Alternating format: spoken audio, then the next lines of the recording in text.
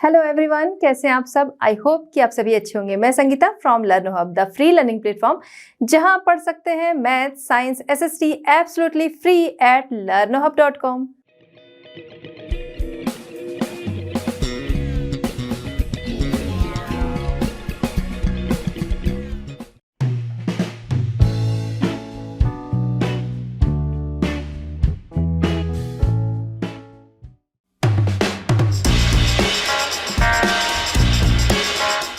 चलिए बच्चों, स्टार्ट करते हैं हमारा आज का चैप्टर। सबसे पहले बात करेंगे क्वेश्चन नंबर 1।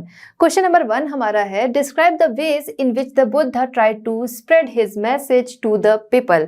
आपको क्या करना है, डिस्क्राइब करना है कि बुद्धा ने अपने मैसेजेस लोगों के बीच में किस तरीके से स्प्रेड किए। यहाँ पर ये ध्यान रखने वाली बात है, जब भी कभी ऐसा क्वेश्चन आए तो ये चीज सबसे पहले माइंड में रखना है कि बुद्धा ने क्या किया था कि लोगों की जो लोकल लैंग्वेज थी, जिस लैंग्वेज को लोग समझ सके, उस लैंग्वेज में दिया था। तो प्राकृत लैंग्वेज जो थी वो उस समय के लोगों की लैंग्वेज थी जिसको लोग समझ सकते थे। और बुद्धा जो थे उन्होंने अपनी जो शिक्षाएं दी थी, जो अपने उपदेश दिए थे, वो प्राकृत लैंग्वेज में दिए थे, जिससे वो ज़्यादा से ज़्यादा लोगों को समझ में आए और ज़्यादा से ज़्यादा लोगों तक उसकी पहुंच हो सके। दूसरा उन्होंने क्या किया था, उन्होंने बोला था इंडिपेंडेंट थिंकिंग जो है, इस पे उन्होंने प्रेशर डाला था। यानी कि जो मैं कह रहा हूँ सिर्फ उसको ही नहीं मानो, जो मैं कह रहा हूं उसको सुनो, समझो, उस पर विचार करो, जब वो सही लगे तब वो काम करो। ठीक है। जैसे कि एक आपकी इसी चैप्टर में स्टोरी भी है कि एक लेडी जो है, जब वो उनके पास जाती है, उसके बेटे की डेथ हो जाती है कि भाई आप इनको जिंदा कर दीजिए। वो बोले बिल्कुल मैं इनको जिंदा कर दूंगा, लेकिन उसके लिए करना ये होगा कि एक मुट्ठी सरसों जो है, मस्टर्ड जो है, वो ऐसे घर से लाना होगा जहां पर किसी की कभी डेथ ना हुई हो। वो जाती है, सब जगह पता करती है, लेकिन ऐसा कोई घर नहीं मिलता है जहां पर किसी की भी डेथ नहीं हुई थी। तो ये क्या था, अगर वो डायरेक्ट कहते भाई मैं ऐसे जिंदा नहीं कर सकता हूँ, ऐसा नहीं हो सकता है भाई, जिसका जीवन चला गया तो चला गया, तो हो सकता है ना मानती। फिर जब इस तरीके से उन्होंने समझाया, इसीलिए उन्होंने बोला कि मैं जो कहता हूँ उसको सुनो, समझो, विचारो और उसके बाद उसको मानो। ठीक है। तो इंडिपेंडेंट थिंकिंग को उन्होंने बढ़ावा दिया था, एम्फेसाइज किया था। मीटिंग पीपल, ज़्यादा से ज़्यादा लोगों से वो मिलते थे। डेली वो पैदल काफ़ी चला करते थे और लोगों से मिलते थे, उन तक अपने जो उपदेश थे, अपनी टीचिंग जो थी वो पहुंचाते थे। ठीक है।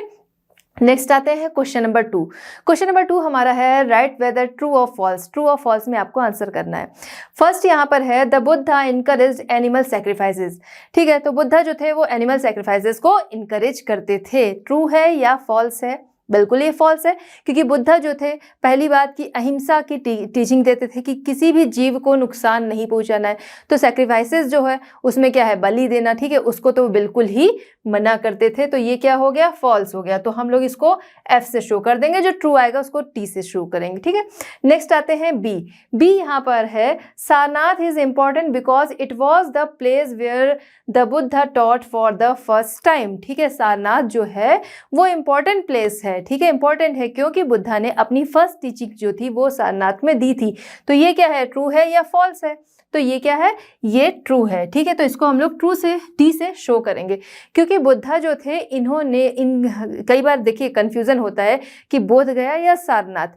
तो बोध गया जो था वहां पर उनको एनलाइटमेंट मिला था, वहां पर उनको ज्ञान मिला था, और यहाँ पर आकर उन्होंने अपना पहला जो उपदेश था वो दिया था। ठीक है। कहाँ पर, सारनाथ में। ठीक। तो ये क्या है, ये ट्रू है। ठीक। तो T से हम लोग शो करते हैं। अब आते हैं C पर। C हमारा है, the Buddha taught that karma has no effect on our lifes. ठीक है। तो कर्मा जो है वो क्या करता है, हमारी लाइफ को इफेक्ट नहीं करता है। तो ये क्या है, ट्रू है या फॉल्स है? ये बिल्कुल फॉल्स है, क्योंकि बुद्धा ने बोला था कि भाई जो कर्मा है वो हमारी लाइफ को पूरी तरह से इफेक्ट करता है। जो हमारा अभी करंट चल रहा है, ठीक है, यानी कि प्रेजेंट एंड जो अभी का हमारा है, ठीक है, हमारा प्रेजेंट फ्यूचर और नेक्स्ट जो हमारा जन्म होगा, ठीक है, इन दोनों को, जो हमारा ये जीवन है और जो अगला जीवन होगा, इन दोनों को ही कर्मा क्या करता है, इफेक्ट करता है। तो ये क्या है, फॉल्स है। ठीक है। क्योंकि यहाँ पर लिखा है कि कर्मा इफेक्ट नहीं करता हमारी लाइफ को। ठीक है। नेक्स्ट आते हैं डी यहाँ पर है the Buddha attained enlightenment at Bodh Gaya. ठीक है, तो ये क्या है, ये ट्रू है। अभी भी हम लोगों ने बात की कि बोध गया बैनियन ट्री के नीचे इनको एनलाइटमेंट मिला था, तो इसको हम लोग टी से शो करते हैं क्योंकि ट्रू है। नेक्स्ट हम आते हैं यहाँ पर ई है उपनिषदिक थिंकर्स बिलीव दैट आत्मा and Brahma were ultimately one. ठीक है, कि आत्मा और ब्रह्म जो हैं वो अल्टीमेटली वन है, ऐसा उपनिषदिक थिंकर्स जो थे, ठीक है, उनका मानना था। तो ये ट्रू है या फॉल्स है। देखिए, जब महात्मा बुद्ध जो थे, ठीक है, जब वो ज्ञान प्राप्त कर रहे थे, लोगों तक ज्ञान का प्रचार प्रसार कर रहे थे, उसके पहले ही कुछ थिंकर्स थे, उपनिषदिक थिंकर्स, तो उनका ये मानना था, देखिए, कि पहली चीज आत्मा, भाई वो ये खोज कर रहे थे ऐसी कौन सी चीज है जो इस वर्ल्ड में ऐसी है जो कि कभी नष्ट नहीं होती। तो समझ में आया कि आत्मा जो है वो हमेशा रहती है। ठीक है, तो एक तो आत्मा हो गई, दूसरा ब्रह्म जो है वो सत्य है, ठीक है, वो कभी नष्ट नहीं होता। तो इसलिए उन्होंने बोला भाई आत्मा इंडिविजुअल है क्योंकि वो अलग अलग पर्सन में रहती है, ब्रह्म जो है वो सभी में रहता है। इस तरीके से उन्होंने बोला कि आत्मा जो है वो सोल है, ठीक है, इंडिविजुअल सोल है, और ब्रह्म जो है वो क्या है, वो सभी जगह पर है। इस तरीके से उन्होंने बोला कि अल्टीमेटली वन जो है आत्मा और ब्रह्म अल्टीमेटली वन है। तो ये क्या है, ये ट्रू है। ठीक है, चलिए अब हम लोग देखते हैं क्वेश्चन नंबर 3। क्वेश्चन नंबर 3 हमारा है what were the questions Upanishadic thinkers wanted to answer. ठीक है,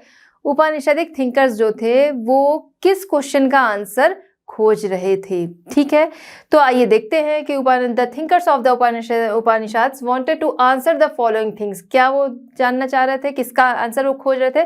सबसे पहला, about life after death, death के बाद, मृत्यु के बाद जीवन, क्या मृत्यु के बाद जीवन है, अगर है तो किस तरीके का है। ठीक है, इसके बारे में, मृत्यु के बाद के जीवन के बारे में वो जानना चाहते थे।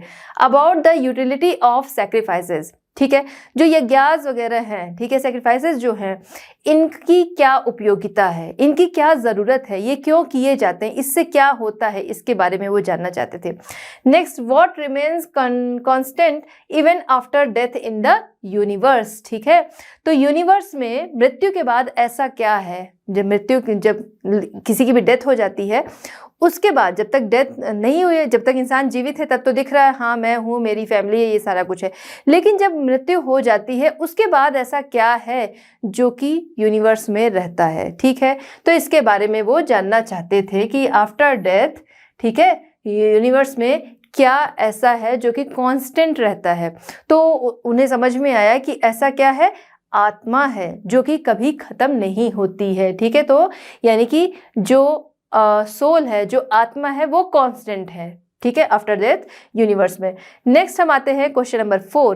क्वेश्चन नंबर 4 है what were the main teachings of Mahavira.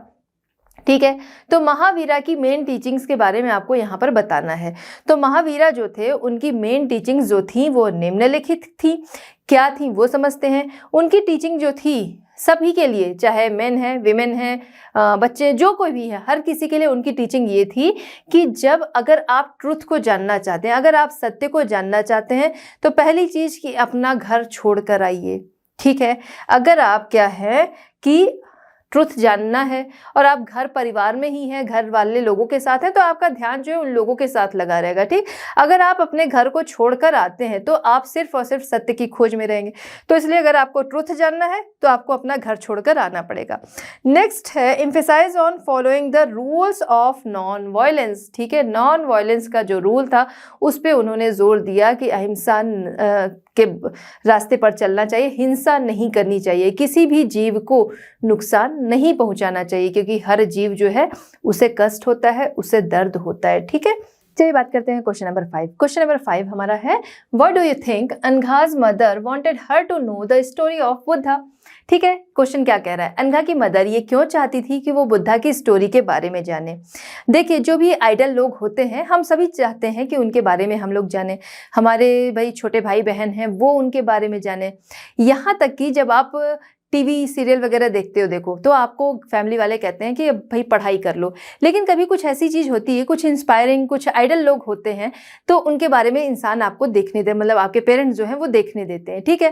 किस लिए देखने देते हैं? जिससे कि आप उनसे इंस्पायर हो, उनकी जो टीचिंग्स है उनसे आप इंस्पायर हो, उनकी टीचिंग से आप कुछ सीखो, ठीक है। वही चीज़ यहाँ पर थी कि अनघा की जो मदर थी वो इसीलिए चाहती थी कि अनघा जो है वो बुद्धा की स्टोरी के बारे में जाने, जिससे कि उनकी इंस्पायरिंग स्टोरी जो है वो अनघा को पता चले, उनकी टीचिंग्स जो है वो अनघा उसके बारे में जाने, उनकी शिक्षाएं अनघा तक पहुंचे, जिससे वो कुछ सीख सके, ठीक है।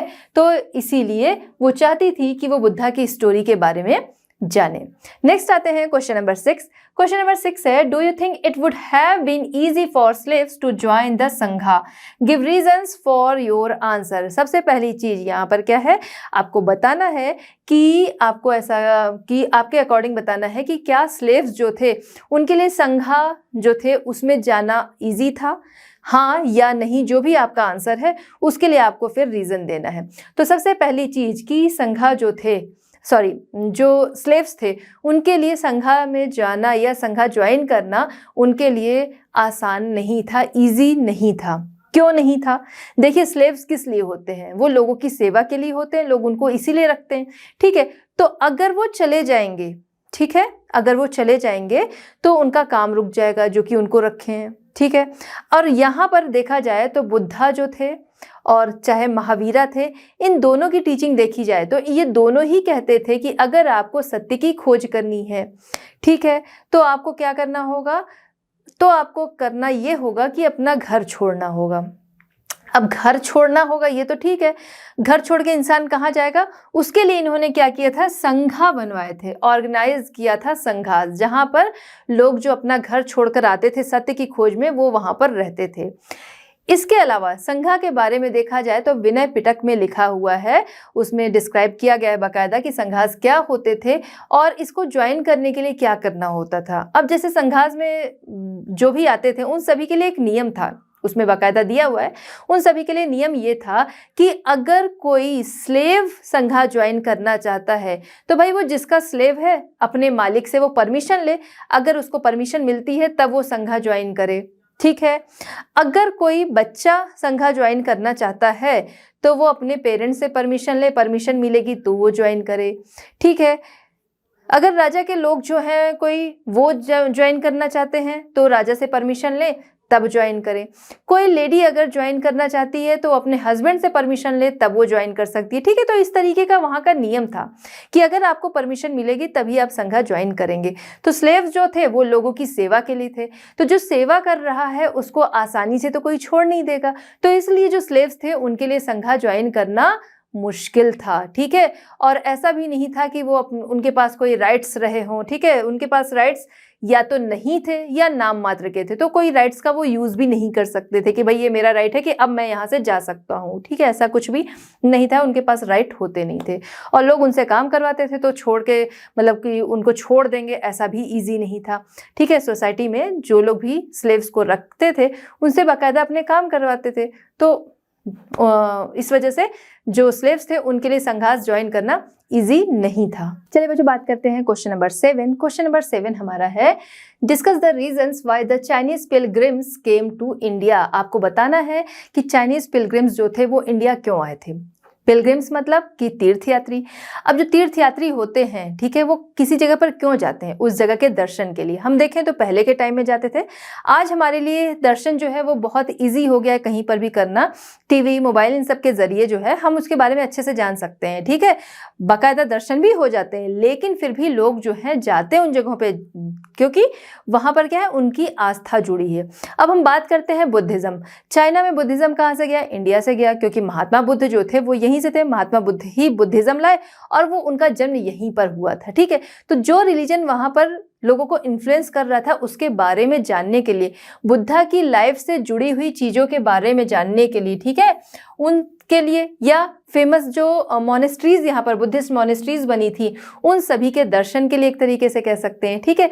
उसके लिए जो चाइनीज पिलग्रिम्स थे वो यहाँ पर आए, ठीक है। इसके अलावा यहाँ पर सिर्फ वो आए ही नहीं, यहाँ पर अच्छा खासा उन्होंने समय बिताया, काफ़ी टाइम तक रहकर यहाँ पर उन्होंने अध्ययन किया।